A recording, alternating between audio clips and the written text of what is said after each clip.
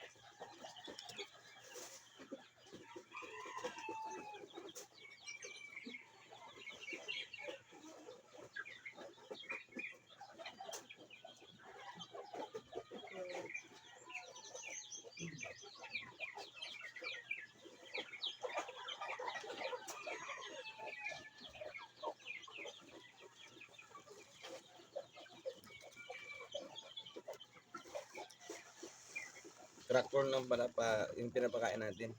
Pero minsan pag may extra pira tayo, inahaluan natin ng feeds Integra 3 para mas lalong bumigat yung mga katawan nila.